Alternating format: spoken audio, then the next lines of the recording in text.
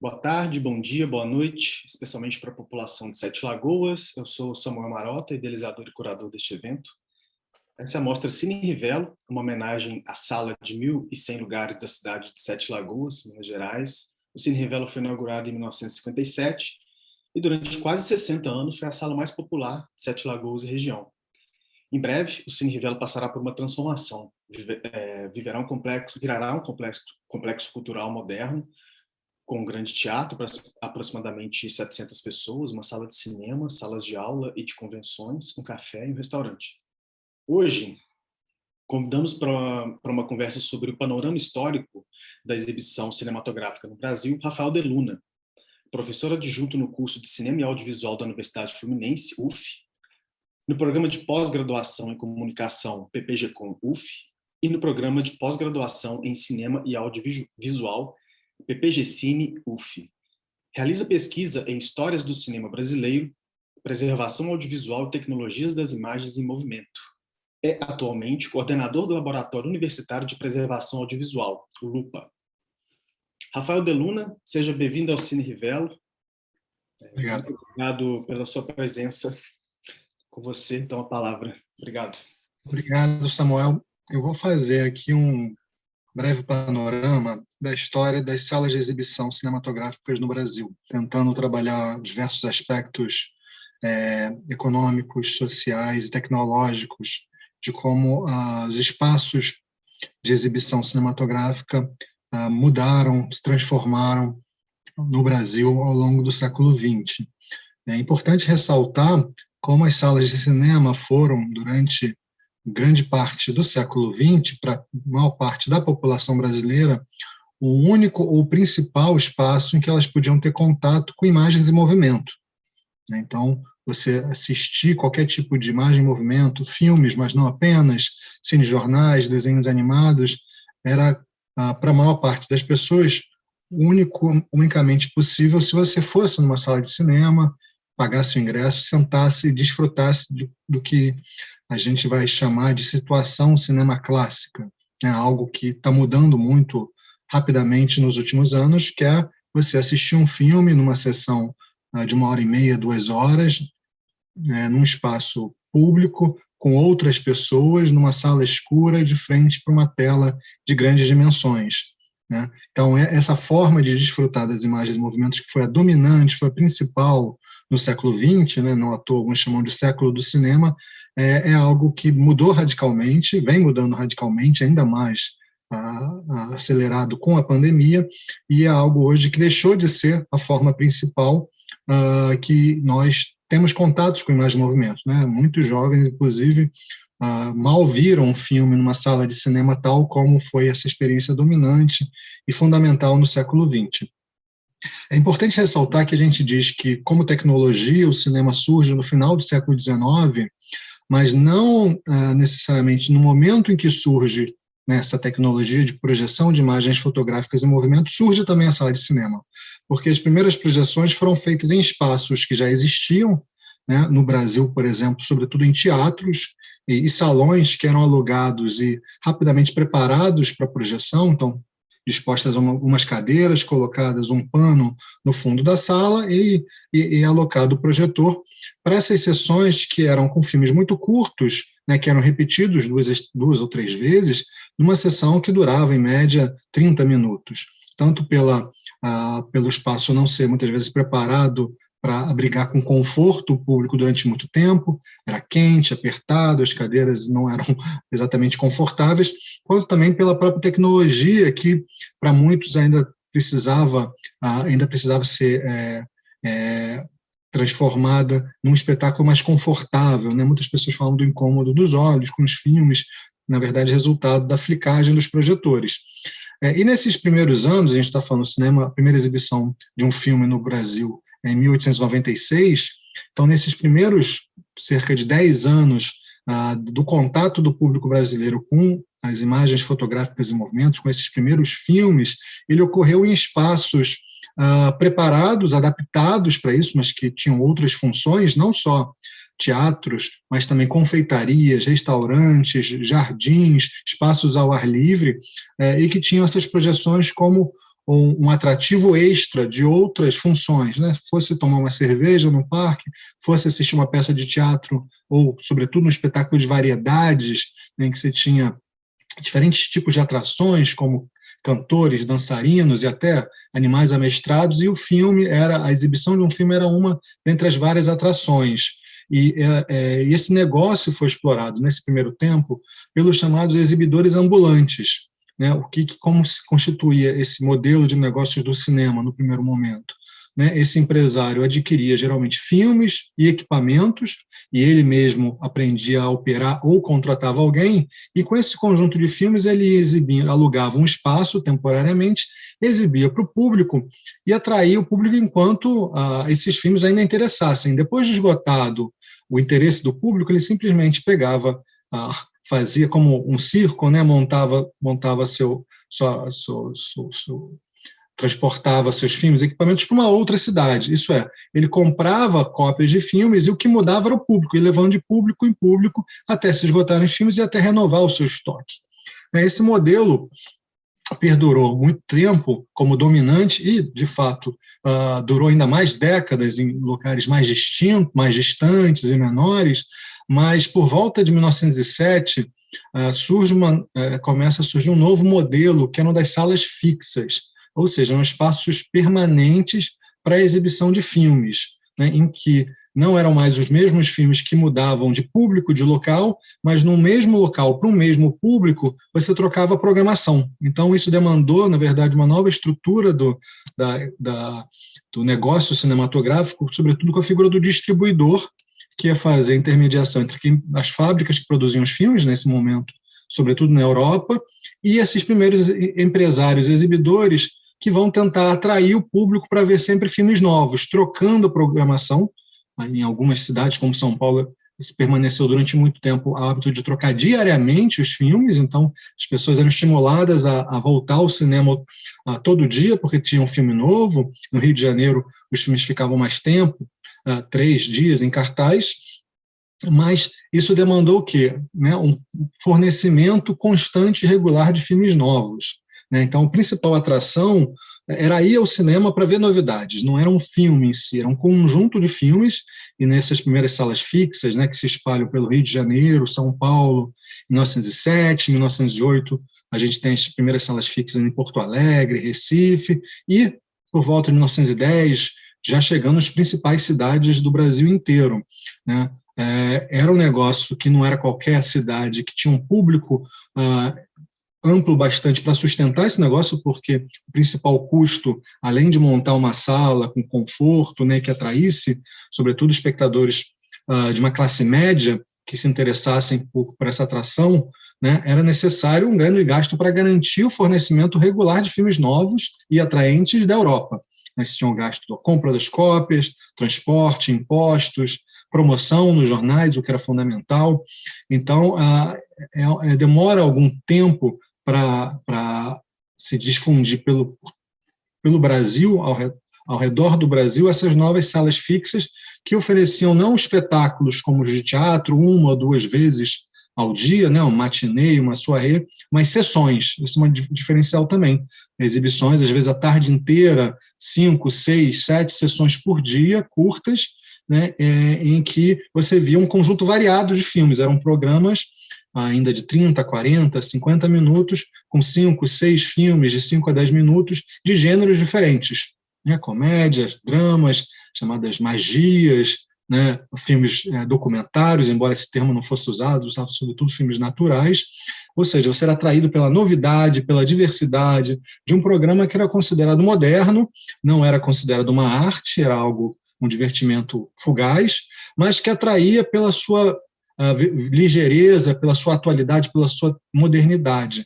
Então, discursivamente, o cinema vai buscar, no Brasil, um público de classe média, né, uma vez que as elites intelectuais e econômicas ainda privilegiavam diversões mais caras e sofisticadas, como companhias líricas e teatrais europeias que vinham em excursão para o Brasil, e, obviamente, as classes mais populares que preferiam o circo, o cavalinho, quando tinham dinheiro para, obviamente, ir para poder pagar por diversões públicas. Então, o cinema vai surgir nas cidades, sobretudo atraindo essa classe média urbana, né, no momento também da República, de ampliação de funcionários públicos, pequenos comerciantes, né. Então, esse vai ser o público que me parece privilegiado pelo cinema, pelas primeiras salas fixas de cinema, ali nesse período, entre o final da primeira década do século XX e até meados da década de 10. Esse momento é marcado também pelo domínio do mercado brasileiro pelos filmes europeus, mas, sobretudo, os franceses, fábricas como a Pathé Frères, que era a maior companhia cinematográfica do mundo e que vai ter como uma figura importante no Brasil seu distribuidor exclusivo, que era a empresa do fotógrafo Marc Ferrez, que, junto com seus filhos Luciano e Júlio, vão explorar o cinema Pathé, um cinema que vai abrir na luxuosa Avenida Central, hoje Avenida Rio Branco, né, tendo como sempre atrativo, além do luxo, conforto e atualidade dos filmes, a localização. Isso vai ser um elemento fundamental das salas de cinema, que vão se instalar nos endereços mais movimentados, nos pontos muitas vezes mais caros da cidade, nas ruas centrais, nas grandes praças, próximas dos pontos de transporte, num certo momento o bonde, depois o ônibus, né, como algo que capture a atenção dessas pessoas que passam a frequentar as ruas da cidade em busca de novidades. E aí uma questão importante é a presença cada vez maior das mulheres no espaço público urbano, né, numa mudança em relação ao século XIX, em que as mulheres tinham uma vida muito mais restrita ao lar, fosse da casa dos pais e depois da casa dos maridos, em que elas vão às ruas, né, para compras, para diversões, né, nesse processo de modernidade, e o cinema vai também se diferenciar como uma atração especialmente sancionada moralmente, frente a outros tipos de divertimentos, como teatro de revista, café-concerto, né? Então o cinema vai buscar também esse aspecto de diversões sadias, familiares, em que você não tinha nudez, você não tinha consumo de bebidas, você tinha um público mais ordeiro para atrair as senhoritas e as senhoras mais respeitáveis, né? Então esse é o espaço que o cinema vai tentar construir, essa legitimidade que ele vai buscar construir. A gente tem uma mudança importante após a Primeira Guerra Mundial, né? A guerra na Europa vai paralisar a produção de muitas fábricas e você vai ter uma mudança do domínio do mercado cinematográfico brasileiro dos filmes europeus para os filmes americanos. Em 1915, você tem a instalação das primeira distribuidora americana no Brasil, a Universal, e já em 1916 da Paramount e da Fox, que vão investir muito fortemente numa publicidade, né? Então a gente vai perceber na passagem para a década de 20 como fotos dos filmes e, sobretudo, dos atores e das atrizes vão passar a estampar as revistas e jornais, vão se transformar em celebridades, né, pelos filmes e por uma intensa campanha publicitária com auxílio de revistas de fãs, né, ou seja, que vão trazer informações sobre a vida pessoal, fofocas dos atores como Chaplin, Pierre White, entre outros, que vão se transformar em verdadeiras celebridades. E, na verdade, vai ter o estabelecimento de uma situação que vai perdurar até os nossos dias, não importa a janela que a gente fale, que é o domínio do mercado brasileiro pelo cinema hollywoodiano, né? A popularidade do cinema vai só crescer ao longo da década de 20, né? E aí a gente já tem o fato do cinema estar presente em praticamente toda a cidade brasileira, né, nesse momento. Então, por menor que fosse, você tinha uma praça onde você ia ter o coreto, a igreja e a sala de cinema. Essa sala de cinema ainda é um espaço sem uma especificidade arquitetônica, né, até a década de 10, sobretudo construções que são adaptadas para as salas de cinema, então, nas grandes cidades, sobretudo sobrados, muito compridos, mas você tem, pelos filmes cada vez mais longos, né, nessa passagem após a Primeira Guerra, você tem a afirmação, sobretudo, do longa-metragem, então, um filme de 1h30, em média, que é o elemento central num programa completado por curtas-metragens, então a sessão de cinema fica mais longa, e você tem novos requisitos, tanto de conforto, para o espectador ficar numa sala escura mais tempo, 2 horas, quanto também da própria visibilidade dos filmes, né? Antes a gente tinha, por exemplo, filmes exibidos em teatros em que você tinha a plateia construída em forma de ferradura, né? Com as frisas dos camarotes muito próximos da tela, em que você não via bem os filmes. O camarote servia para você ver o proscênio teatral muito próximo, mas para ver um filme era péssimo, embora fossem os lugares mais caros, porque era não só onde você está mais perto do palco, mas onde todo mundo estava se vendo. Então era para desfilar a roupa das mulheres, o prestígio dos homens que ocupavam os camarotes. Mas isso vai sendo colocado em xeque pelo espetáculo cinematográfico e num processo de construção, né, de espaços especialmente destinados para funcionarem como salas de cinema, né, com requisitos de visibilidade, iluminação, temperatura e, sobretudo, no final da década de 20, acústica, porque a gente vai ter a chegada e padronização do filme sonoro no Brasil, que vai impor uma série de problemas para muitas das salas de cinema que não tinham características, vamos dizer assim, muito boas para um espetáculo que não deixava de ser somente visual, mas também sonoro. É claro que antes dos filmes sonoros você tinha som nos filmes, né, mas não pelos próprios filmes, mas pela sala de cinema.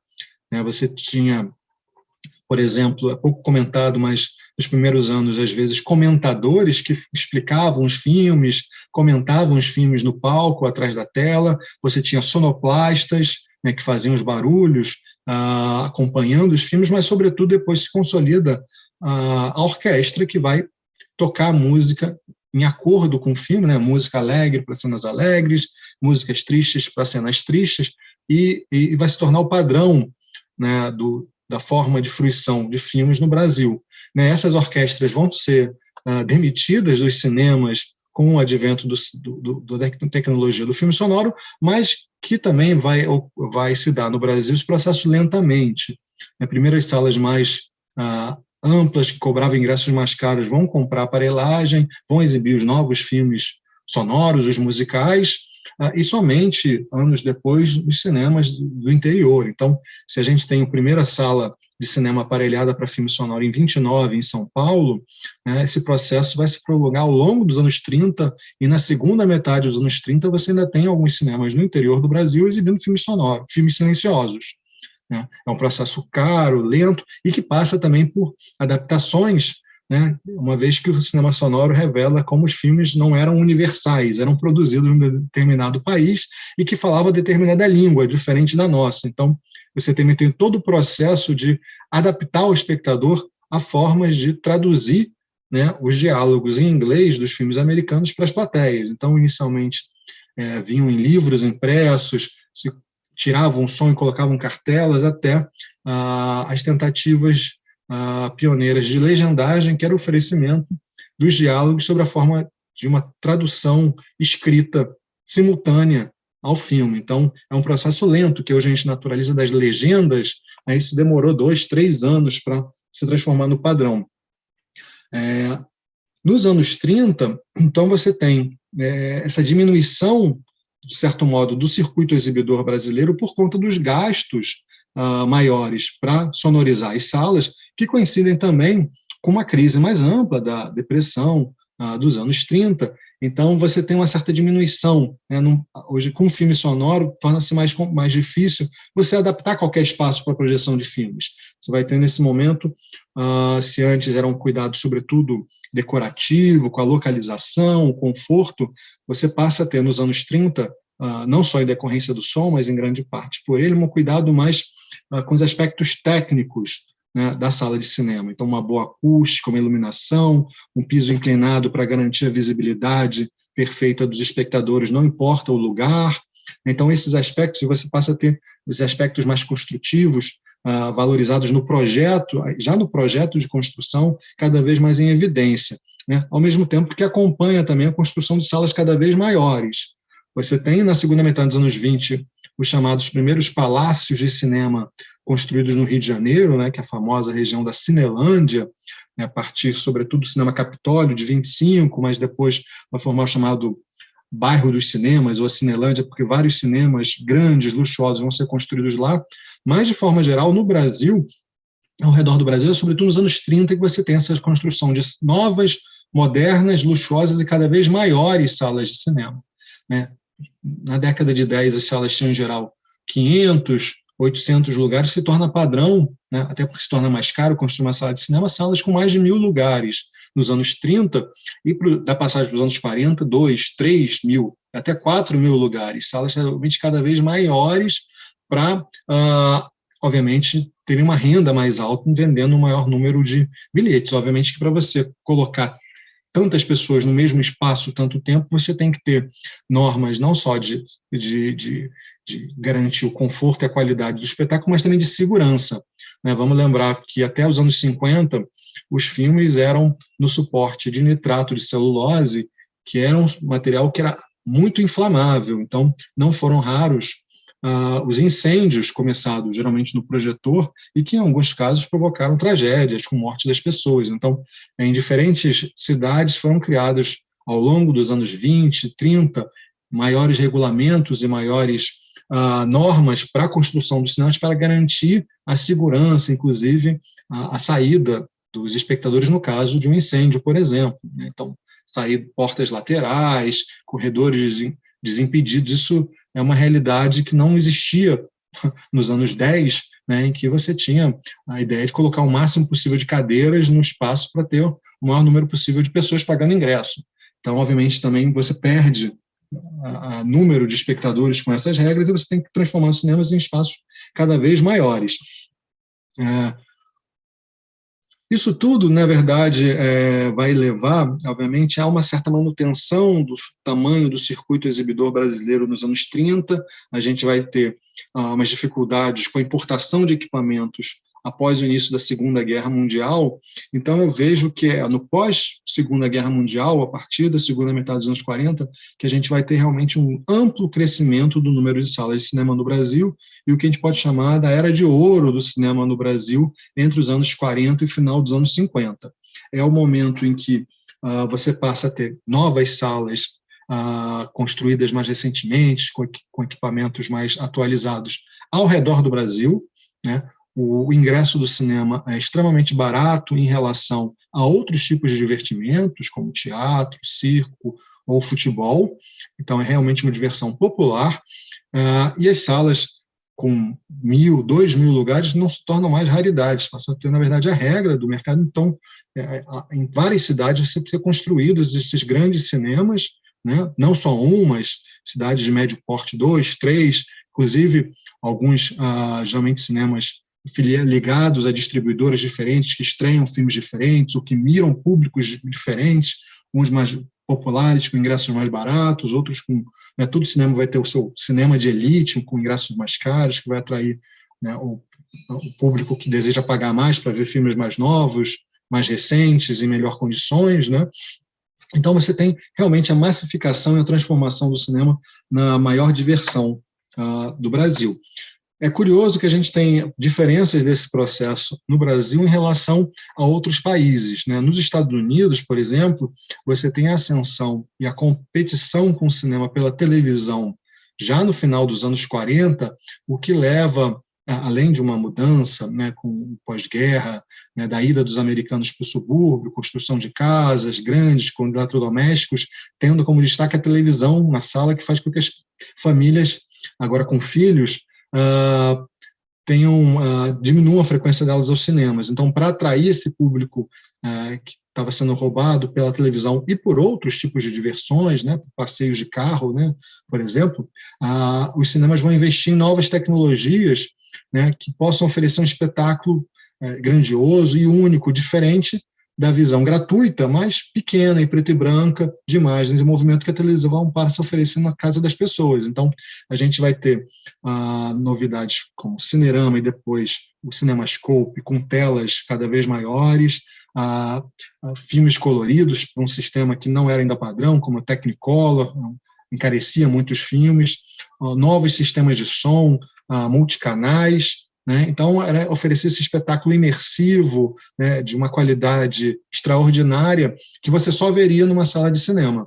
É curioso que no Brasil essas tecnologias chegam enquanto a televisão ainda não representa uma concorrência significativa, né? A televisão chega no Brasil em 1950, mas só vai se expandir na década seguinte. Mas no Brasil também você vai ter a chegada dessas tecnologias, né, sobretudo algumas mais caras, mas o que vai se expandir é a ideia da tela ampla, né, do widescreen, tela ampla, que vai trazer algumas dificuldades para algumas salas de cinema que até então tinham telas relativamente pequenas, em formato mais quadrado, e que vão ter que quebrar paredes, comer algumas poltronas para ampliar, né? Os cinemas construídos antes da década de 50 vão ter que se adaptar para essas novas telas que passam a ser exibidas. Posteriormente, você já vai ter cinemas construídos especialmente para abrigar filmes que possam ser projetados nessas telas mais retangulares, mais amplas, né? Que como abarcam o espectador. Nesse mesmo momento, na passagem da década de 50 para a década de 60, você tem também uma ideia do cinema como algo mais que a diversão, né? A gente vai conhecer os novos cinemas do pós-guerra, né? Os cinemas modernos. No Brasil foi muito influente o neorrealismo italiano, então filmes que se diferenciavam de Hollywood como entretenimento para toda a família, né? Filmes inclusive censura livre, né? Pelo Código de Produção, então filmes mais adultos com temas mais polêmicos, temas tabus e com ambições estéticas e políticas mais amplas. Isso vai gerar também uma ampliação de um prestígio para o cinema como uma arte, como algo que merece não só ser desfrutado como um divertimento cotidiano, mas como algo de um encontro com obras de arte. Isso vai gerar muitas mudanças no pós-guerra, uma valorização da cultura cinematográfica, que vai resultar na propagação de cineclubes, clubes de cinemas, cinematecas e salas que vão ter um outro tipo de programação. Ou seja, nesse momento que Hollywood está explorando superproduções coloridas, em Technicolor, CinemaScope, né, filmes muitas vezes preto e brancos, mas que vão ter no seu conteúdo, na sua forma, na sua linguagem, uma atração para um público que vai ter um entendimento do cinema como algo mais, né? Então, você tem essa ampliação desse outro circuito, né? Inicialmente, como eu falei, cineclubes, salas que programam filmes em reprise, mas também no circuito comercial, posteriormente, você vai ter cinemas mais especializados nesse retorno desse cinema de arte, que vai ficar muito associado ao cinema europeu, né, em detrimento do cinema americano, mas não apenas, também cinema latino-americano, cinema asiático, oriental, sobretudo, que no pós-guerra, e ao longo dos anos 50, você vai ter uma expansão da variedade na nacionalidade dos filmes que são exibidos no Brasil. Então, você passa a ter uma disputa grande com filmes, inclusive comerciais, né, estrelas como Brigitte Bardot, Sophia Loren, que passam a competir, né, com Hollywood, que é vista como um momento de crise. Então, você tem esse circuito de um cinema de arte também que se expande e vai ser fundamental, por exemplo, para o próprio cinema brasileiro nos anos seguintes, né? E aí é interessante que nos anos 60 e 70, para alguns são vistos como um momento de crise do circuito exibidor nas grandes capitais, né? Mas em outras regiões do Brasil é o momento que o circuito cresce. Então, por exemplo, regiões que tiveram desenvolvimento econômico tardio, como o Centro-Oeste, né, você vai ver o ápice das salas de cinema nos anos 70, final dos anos 70 e início dos anos 80. Quando chegam lá, são construídas as primeiras salas, ou se expande salas que vão ser construídas no pós-guerra. Já no capitais como Rio de Janeiro ou São Paulo, né, você tem o crescimento das cidades, uma especulação imobiliária, e muitos cinemas que ocupavam grandes terrenos em regiões centrais da cidade vão começar a sofrer uma grande pressão, tanto para serem vendidos para empreendimentos mais caros, né, terrenos que podiam ser construídos novos prédios, né, naqueles locais. O aluguel também encarece muito, e você tem, inclusive, essa ideia de que os filmes começam a atender públicos diferentes. Então, é comum você ter, por exemplo, grandes cinemas que vão ser divididos, já nos anos 70, em 2 ou 3 salas, né? E as novas salas que vão ser construídas não vão ser mais tão amplas e muitas vezes não vão ser mais salas de calçada, cinemas de rua, como eram chamados, mas cinemas que surgem dentro de empreendimentos comerciais, com mais um tipo de serviço. Inicialmente, em galerias comerciais. Então, por exemplo, no térreo de grandes edifícios, uma série de lojas, e geralmente você tem um cinema no fundo, ocupando o terreno principal, mas com mais um dos comércios explorados por essas galerias, e, sobretudo, já nos anos 70, mas sobretudo nos anos 80, os cinemas em shopping centers. Ou seja, também o cinema como algo que é algo que atrai o público para esses novos complexos de compra que surgem. É curioso que também, diferente de outros países como os Estados Unidos, é nos anos 70 que a gente vai ter o auge no Brasil dos cinemas drive-in. Aqui eram chamados de autocines, né, em cinemas em que você ia de carro, era uma nova atração e que criava uma nova ambiência, você não precisava mais ter um prédio, né? O cinema drive-in era basicamente um estacionamento com uma tela de cinema, né?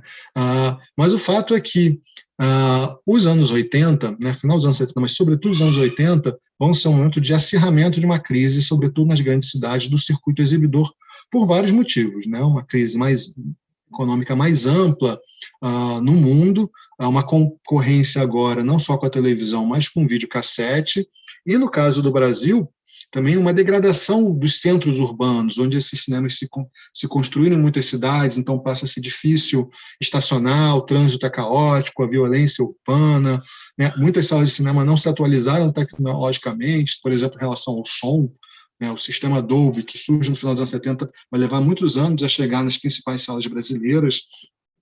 Então você tem uma certa fuga do público das salas de cinema que vão ficando cada vez menores, né, e atingindo públicos diferentes, né, e é um período de demolição de muitos cinemas antigos por vários motivos, né, vão virar supermercados, vão virar depois igrejas, mais recentemente academias de ginástica. Então a gente tem essa diminuição do circuito nos anos 80, que vai se expandir para o interior, sobretudo nos anos 90, então o circuito vai caindo bem lentamente, só vai retomar um crescimento na segunda metade dos anos 90, né, em 97, que chega ao Brasil o modelo dos multiplex, né, que não é exatamente cinema de shopping. Cinemas de shopping já existiam há muito tempo no Brasil, mas geralmente 2 salas, não muito diferente das salas de galeria, com 300, 400 lugares cada uma.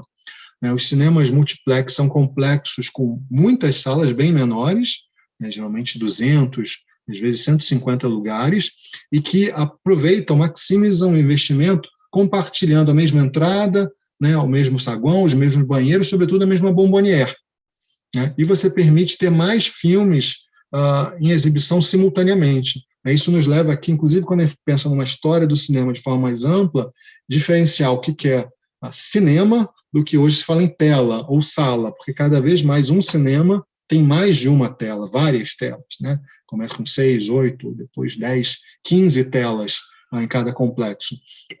Você passa também a ter um modelo que o lucro principal do exibidor passa a ser a venda de comida e bebida, né? Pipoca, refrigerante, muito mais caro. Quem frequentou cinema nos anos 90, 80, sabe que geralmente você comprava pipoca no pipoqueiro lá fora, né? O cinema ganhava dinheiro com o ingresso, e era uma pipoca barata, e hoje em dia você vai em qualquer cinema, é uma pipoca grande, cara, né? Que é onde está o lucro do exibidor nesse modelo que vem dos multiplexes estrangeiros.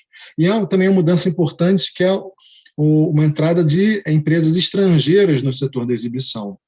Se a distribuição se torna dominada pelos americanos já na década de 10, o circuito exibidor foi em grande parte dominado por empresários brasileiros, alguns grandes empresários, como Luiz Severino Ribeiro, que dominava os circuitos no Rio de Janeiro e Nordeste, mas também pequenos exibidores em cada cidade, muitas vezes comerciantes locais, que eram donos de um outro tipo de comércio e abriam salas de cinema, ou que tinham circuitos, sobretudo nas regiões, em certos estados, em cidades próximas. Esses exibidores vão sofrer muito com a crise dos anos 80 e 90, e em 97 chegam empresas estrangeiras, principalmente americanas, mas não apenas, como UCI, a Reuters, entre outras. Hoje a gente tem, por exemplo, também uma empresa mexicana como Cinépolis, e nos Estados Unidos cada vez mais fortes empresas chinesas, e os exibidores brasileiros, inclusive, para sobreviver, vão migrar também para as salas de shopping. O próprio Severino Ribeiro vai abrir o complexo Kinoplex, e várias outras salas vão migrar. E o circuito brasileiro cresce, sobretudo como bom momento econômico nos anos 2000, com uma expansão generalizada dos shoppings ao redor do Brasil. Os shoppings quase sempre trazem salas de cinema, então muitas cidades que ficaram sem sala de cinema alguma, quando suas salas de rua fecham, vão passar a ter essa diversão com a abertura de shopping centers. E, ao mesmo tempo, para encerrar, eu acho que é interessante também um movimento que passa a ocorrer de resgate de salas de cinemas antigas, né, que permanecem fechadas e ameaçadas de demolição, mas que no momento em que o cinema, a forma de fruir cinema passa a ser num outro tipo de sala, essas salas padronizadas, todas idênticas, né, que são as salas de shopping iguais, não importa a cidade ou o país, você vai ver os cinemas são todos muito parecidos, né, e, sobretudo, no momento que ir ao cinema já se torna menos comum, há um esforço dos governos, das comunidades, em manter de pé salas que estavam fechadas e ameaçadas de distribuição e reabri-las como cinemas ou centros culturais. Então, é um movimento que a gente percebe em várias cidades do Brasil inteiro de cinemas históricos que quer pela importância arquitetônica, né, e a gente tem, por exemplo, nesse boom de cinema, muitas salas que são exemplares fantásticos no Art Deco brasileiro, né, e mesmo o modernismo, a partir em cinemas construídos, sobretudo, nos anos 60 e 70, posso falar aqui, por exemplo, Cine Brasília, que é um cinema, o estilo que, obviamente, caracteriza toda a capital, e um cinema que está de pé. Então, tanto pelo interesse arquitetônico, mas também pelo interesse histórico e afetivo, né, muitas dessas salas foram compradas e reabriram, né, como cinemas mantidos pelo poder público, universidades, secretarias de cultura, órgãos federais, prefeituras, governo federal, estadual, né, que é importante quando eu falo também do interesse afetivo, é desse sentimento de pertencimento que muitas salas despertam nas suas comunidades, né, como um espaço que traz muitas lembranças, muitas memórias, né, pelo fato do cinema ter sido tão presente na vida de pessoas em todos os lugares do Brasil. Então, as salas de cinema são mais do que espaços onde se viam filmes, né? Se tornam, na verdade, elementos fundamentais tanto da vida social dos brasileiros quanto, né, de um espaço característico e hoje em extinção, né, do espaço público das cidades brasileiras. Então, foi um grande panorama que eu tentei fazer aqui. Rafael, muito obrigado, cara. Eu tenho a partir do seu artigo, né, que você fez com a Natasha Hernandes Almeida Zapata, eu até selecionei aqui um trechinho que eu acho que a partir desse trechinho a gente consegue entrar um pouco na nossa questão, como já entrou, obviamente, mas no caso do que se refere ao Cine Rivello mesmo, eu vou fazer uma breve leitura aqui, um parágrafo pequeno, para a gente poder comentar sobre ela. Abre aspas. Embora tradicionalmente houvesse uma marcada diferença entre os grandes cinemas das capitais e os mais acanhados cinemas do interior, o tamanho médio das salas se manteria nas décadas seguintes. Em meados dos anos 50, os cinemas brasileiros ainda possuíam, em média, 502 lugares. As capitais eram responsáveis por 20% dos cinemas do país, e suas salas eram maiores, com cerca de 801 lugares, em média. A maior parte do circuito, porém, ficava no interior, onde os cinemas possuíam, em média, 464 lugares. O que me chama muita atenção, Rafael, nesse parágrafo, assim, é o número 20%, que as capitais eram responsáveis por 20%. Significa que então 80% dos cinemas se davam no interior, né? Eu queria que você comentasse um pouco sobre isso, por favor, assim, e também dizer quando isso se inverteu, porque é óbvio que é um processo longo, né? Assim, é um processo. Só que, de uma certa forma, essa lógica se inverte drasticamente, né? Assim, eu não sei o número certo aqui, mas praticamente é muito difícil você ter cinemas em cidades, por exemplo, de 100 mil habitantes, assim, lugares que tinham 3, 4 cinemas, igual o Ubá. Eu sou do interior de Minas, assim, ali perto de Ubá, e Ubá tinha 3 salas de cinema, uma cidade que na época deveria ter o quê? 60 mil habitantes? Então era um fenômeno nesse sentido, né? Eu queria que a gente conversasse sobre isso, assim, quando que isso acaba, quando que inverteu essa lógica que está aqui constando no seu artigo, no artigo de vocês. A Natasha foi minha orientanda de doutorado, e a gente escreveu esse artigo fruto de 2 experiências, a minha de escrita de um livro sobre os cinemas de Niterói, antiga capital do estado do Rio, e a tese de doutorado da Natasha sobre as salas de cinema em Piracicaba, no interior de São Paulo. Então, são 2 casos de 2 cidades, mesmo uma sendo capital e outra no interior, mas cidades de médio porte, né, diferente dos estudos que geralmente se concentram, obviamente, na Cinelândia carioca, na Cinelândia paulista, Cinelândia curitibana, etc. Né? Primeiro ressaltar que a gente faz, às vezes, uma oposição entre capital e interior, né, mas em cada cidade havia diferenciação entre os cinemas. Você tinha o cinema do bairro central, os cinemas dos bairros mais periféricos, né? Muitos cinemas, às vezes, para operários, você tinha, por exemplo, cinemas em fábricas, né? Cinemas em fazendas, né? Então você tinha uma distinção de tipo de público, tanto em termos de luxo, preço do ingresso, mas também de localização. Por exemplo, em Niterói, os cinemas nos bairros operários, né, que sofrem muito com uma grave desindustrialização do estado do Rio a partir dos anos 70, foram os primeiros a fechar em Niterói. Os cinemas do bairro da Zona Sul, que era o bairro residencial de serviços onde morava a elite da cidade, vão durar até os anos 2000. Então, você também tem um processo desigual em cada cidade. Mas o fato é que as cidades menores tinham menos salas de cinema do que as grandes cidades, e essas fecham mais rápido no momento de crise, nos anos 80 e anos 90. Então, no final dos anos 90, você já tem um número enorme de municípios brasileiros que não têm mais sala de cinema nenhuma aberta, né? E você vai ter também, nesse momento, grande a popularidade do videocassete das videolocadoras, que também se espalham das capitais para o interior, né? Então, o que acontece é que eu acho que as salas mais populares, independente da localização, fecham primeiro, né? Então, salas mais populares nas capitais e no interior fecham primeiro, e as salas que atraem um público maior fecham depois, ou tem uma morte mais lenta. Mas o fato é que essas salas fecham primeiro, né? Então algumas cidades vão ficar sem cinema primeiro e vão demorar mais para reabrirem cinemas num outro modelo, com shopping, né? Sobretudo shopping não é um investimento caro que não cabe em cada cidade, né? Então você vai ter muitas vezes shoppings que são construídos numa cidade para atrair o público das arredondezas, de cidades satélites. Então, você não vai ser todas, como o cinema hoje no Brasil, basicamente associado ao shopping, não vão ser todas as cidades que vão ter condições de arcar com shopping. Então, vai ter cidade que, nesse modelo, não vai ter cinema mesmo, né? Então, ou seja, você tem o fim de um modelo de multiplicidade de salas para diferentes públicos em praticamente todos os municípios, com exceção dos menores, né? Até nos menores tinham, a diferença é que os cinemas não funcionavam todos os dias.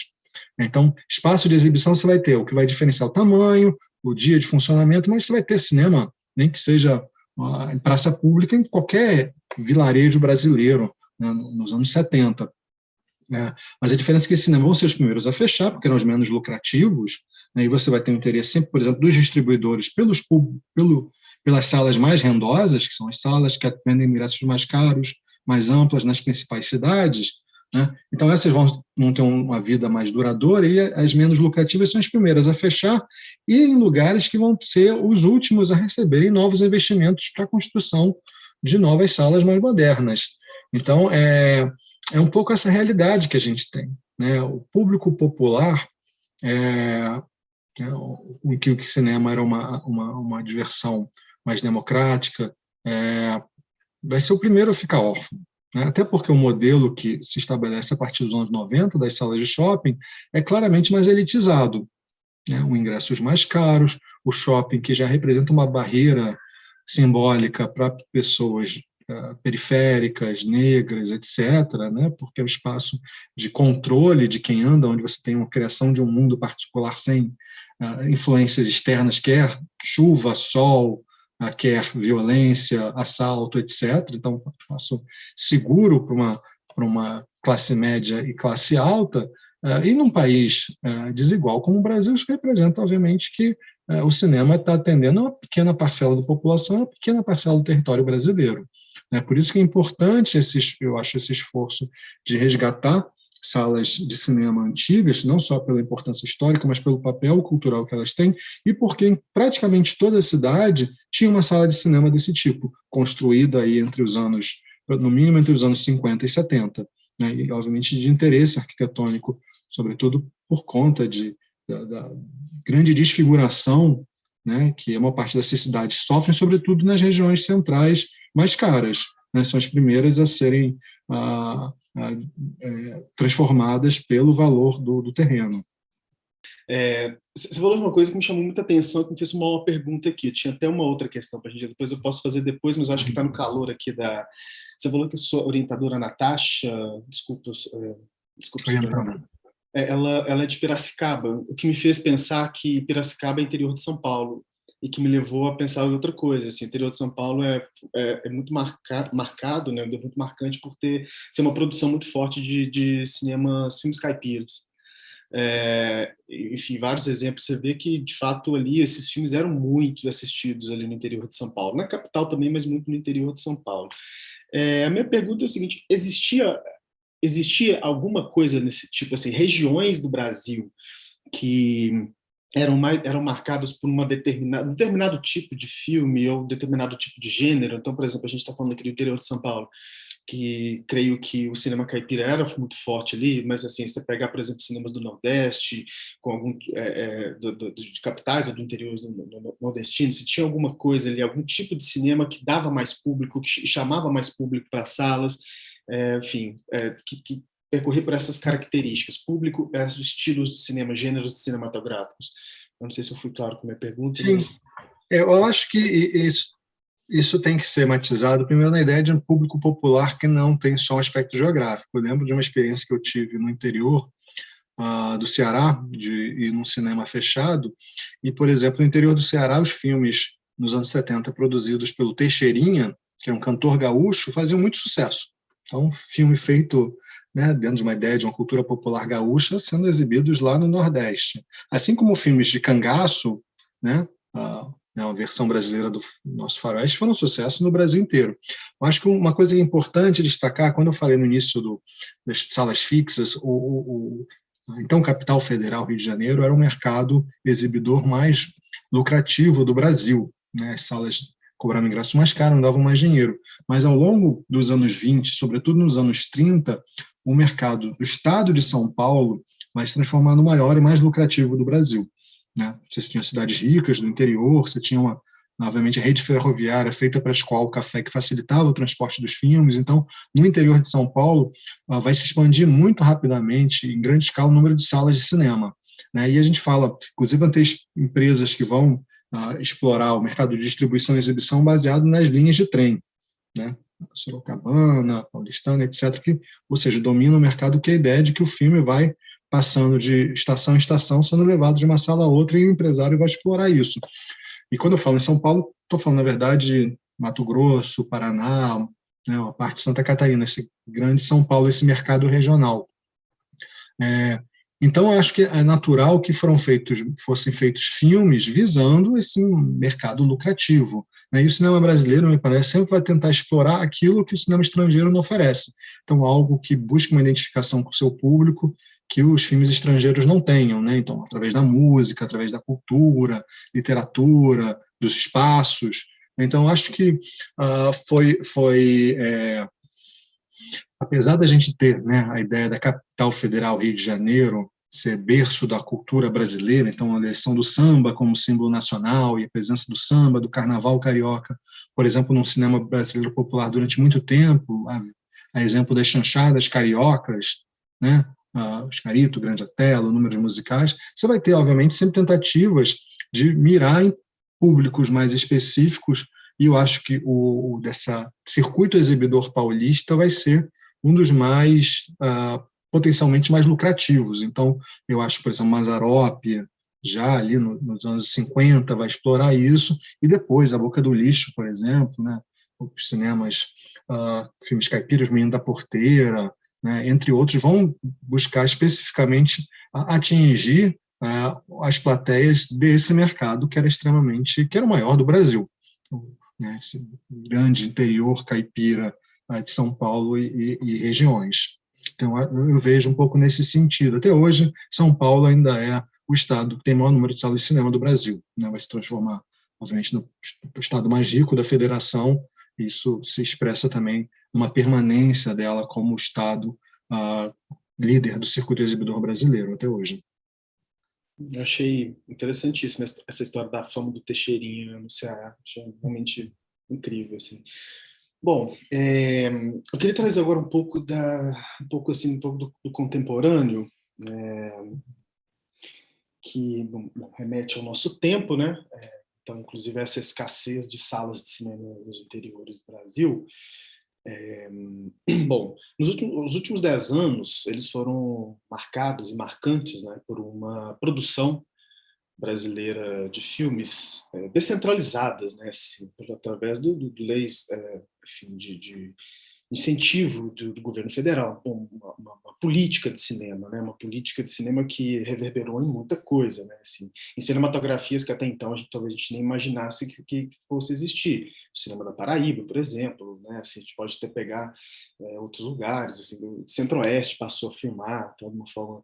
Então, ao mesmo tempo em que a produção cinematográfica descentralizou, aumentou, pessoas que talvez não fizessem filmes passaram a fazer, então assim, a diversidade também aumentou muito no cinema brasileiro, ou seja, isso é uma marca dos últimos 10 anos. Contudo, ao mesmo tempo em que se incentivou muito, né, a feitura dos filmes, esse caminho não aconteceu em relação às salas, né, assim, aonde esses filmes iam ser exibidos, né? Então a gente tem um pouco dessa dificuldade, assim.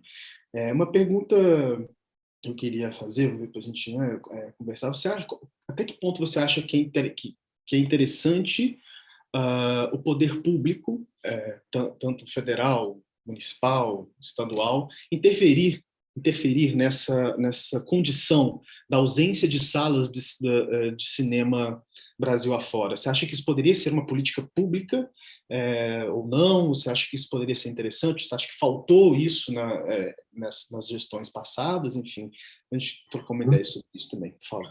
Eu acho que as discussões sobre cinema são sempre complicadas porque cinema é um objeto múltiplo. É comércio, puramente comércio, é uma arte, é um instrumento de legitimação da cultura ou de domínio por uma cultura estrangeira. Então, a gente precisa entender qual a perspectiva que a gente assume para cada discussão.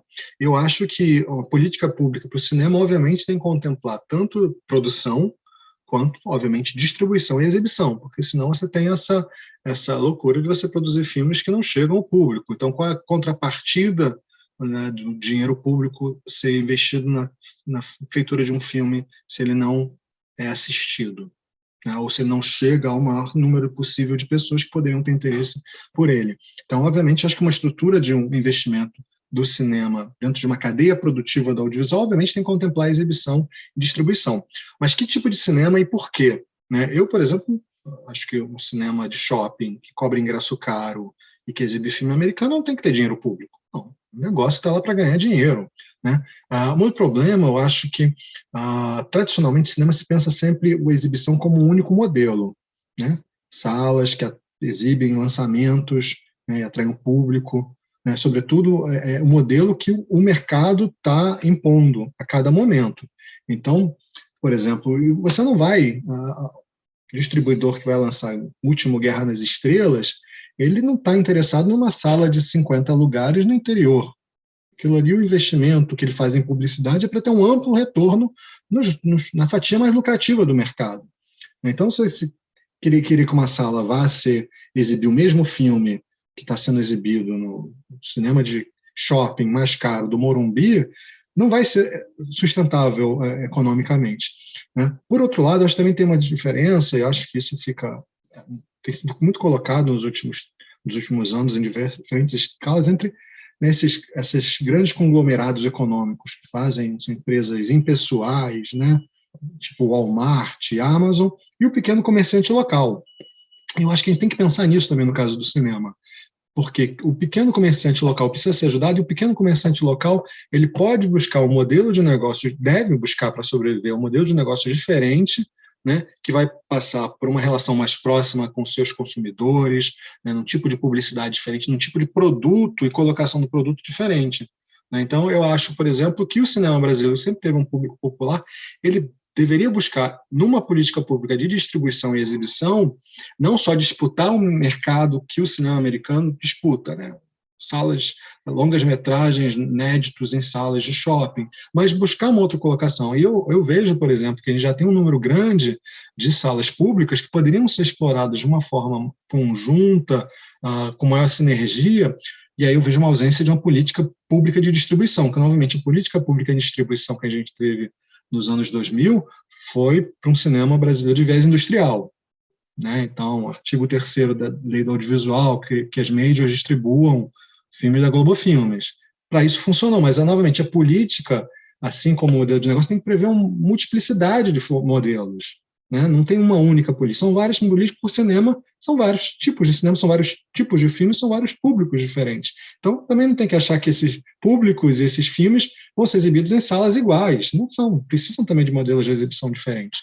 Então, acho que é uma questão complexa, assim, não vou querer dizer que eu vou explicar ou dar soluções aqui, mas eu acho que a gente tem que pensar um pouco nisso, né, em desenvolver modelos de negócio, modelos de políticas públicas diferenciadas, percebendo que a realidade concreta de exibidores no interior e nas capitais que trabalham com o cinema brasileiro e determinado tipo de cinema brasileiro vai ser diferente daqueles exibidores que trabalham com as majors de Hollywood.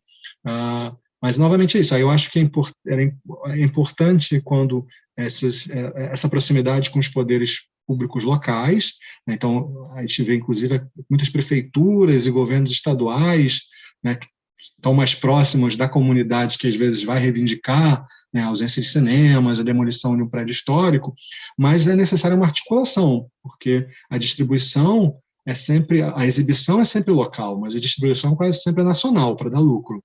Né? Então, é preciso, o que falta, eu acho, uma coordenação geral para dar maior sinergia a essas experiências locais, regionais, muitas vezes isoladas, e criar eu vejo muito potencial nisso. Eu tenho conversado com vários gestores de salas públicas, né? Você tem algumas salas fantásticas, né? Que eram salas enormes, São Luís, né, em Recife, São Luís de Fortaleza, Cine Vila Rica, em Ouro Preto, Cine Brasília, em Brasília, Cine Capitólio, em Porto Alegre. Então, você já tem esses espaços que muitas vezes são muito mais do que cinemas, né, são centros culturais, fazem ações educativas, né, tem bibliotecas, arquivos, né, Cinemateca do Capitólio, por exemplo. Então, eu acho que tem muito potencial, mas, infelizmente, a gente está faltando aqui uma visão integrada e, obviamente, de boa-fé, né? Que possa né, ampliar esses esforços locais em prol de um movimento mais amplo. Joia. Rafael, acho que é isso. Agradeço muito esse papo, essa conversa esclarecedora. Assim, né?